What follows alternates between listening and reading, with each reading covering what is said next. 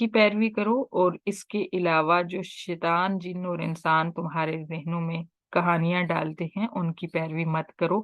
قلیلا ما تذکرون، بہت ہی تھوڑا ہے جو تم نصیحت پکڑتے ہو۔ وَكَم مِّن قَرْيَةٍ أَهْلَكْنَاهَا فَجَاءَهَا بَأْسُنَا بَيَاتًا وَهُمْ قَائِلُونَ۔ اب کفار مکہ کو اللہ تعالیٰ ڈرا رہے ہیں دنیاوی عذاب سے کہ ہم نے تم سے پہلے کتنی ہی بستیاں ہلاک کی، ان کے پاس ہمارا عذاب آیا۔ عذاب کس طرح آتا تھا؟ رات کو عذاب آ جاتا تھا جب وہ سو رہے ہوتے، غفلت میں ہوتے، اوہم قائلون، یا دوپہر کو جب وہ قیلولہ کر رہے ہوتے، دوپہر کو سو رہے ہوتے، اس وقت ان پہ عذاب آ جاتا۔ تو تمہیں کس چیز کا زوم ہے، کیا گمان ہے کہ تم سب کچھ کرتے بھی جاؤ گے اور تمہیں اللہ کی طرف سے پکڑ نہیں آئے گی؟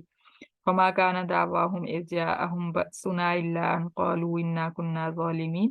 تو اس وقت ان بستیوں کے اوپر جب ہلاکت آ جاتی، عذاب آ جاتا، تو اس وقت ان کی ایک ہی پکار ہوتی، ایک ہی کہنا ہوتا، ہم ہی ظالم تھے۔ جب وہ پکڑ آ جاتی تھی تو اس وقت وہ سمجھ جاتے تھے کہ ظلم ہم نے ہی اپنے اوپر کیا ہے۔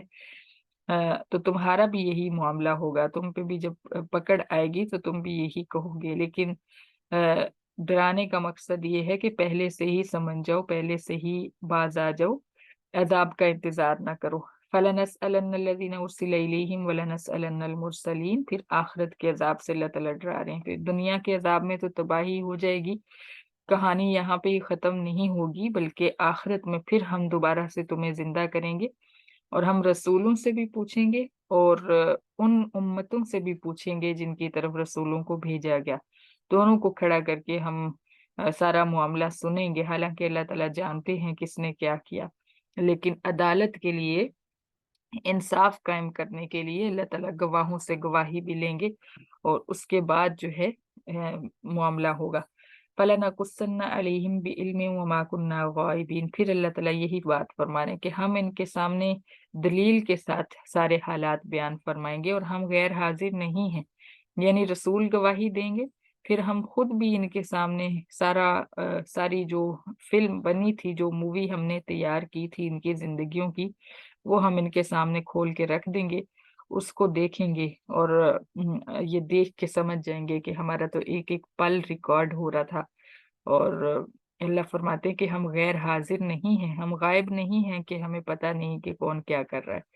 والوزن یومئذ الحق، اور اعمال کا تولنا اس دن ٹھیک ٹھیک ہوگا، یعنی اس میں کوئی اونچ نہیں نیچ نہیں ہوگی، کوئی کسی کے ساتھ زیادتی یا کمی بیشی نہیں ہوگی۔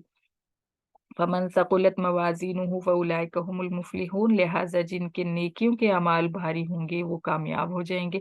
ومن خفت موازینہ فاولئک الذین خسروا انفسهم، اور جن کے نیکیوں کے اعمال کم ہوں گے، ہلکے ہوں گے، تو یہی وہ لوگ ہیں جنہوں نے اپنے آپ کو نقصان میں ڈالا۔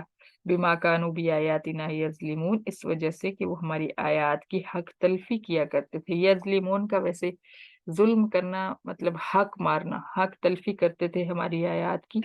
آیات کی حق تلفی کیا ہے؟ آیات کا کفر کر دینا۔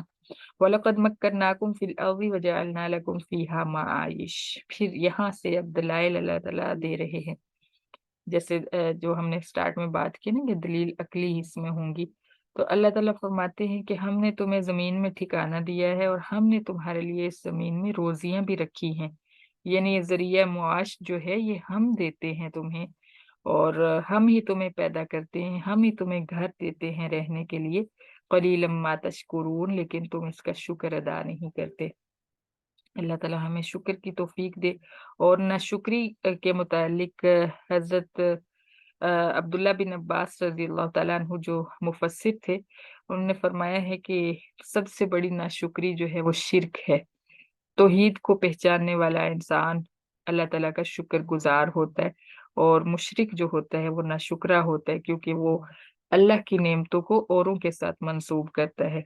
وَلَقَدْ خَلَقْنَاكُمْ ثُمَّ صَوَّرْنَاكُمْ ثُمَّ قُلْنَا لِلْمَلَائِكَةِ۔ پھر حضرت آدم علیہ السلام کی پیدائش سے اللہ تعالیٰ سٹارٹ فرما رہے ہیں کہ ہم نے تمہیں پیدا فرمایا، اور پھر ہم نے تمہاری صورتیں بنائی، پھر ہم نے فرشتوں سے کہا کہ ان کو سجدہ کرو، یعنی آدم کو سجدہ کروانے کا مطلب یہ ہے کہ پوری اولاد آدم کو سجدہ، تو سجدہ یہ کیوں کروایا؟ یہ تعظیم کا سجدہ تھا، عزت دلوائی اللہ تعالیٰ نے انسان کو باقی ساری مخلوقات سے، فرشتوں سے بھی اور جنات سے بھی۔ شیطان جو تھا یہ جنات میں سے تھا نا، ابلیس۔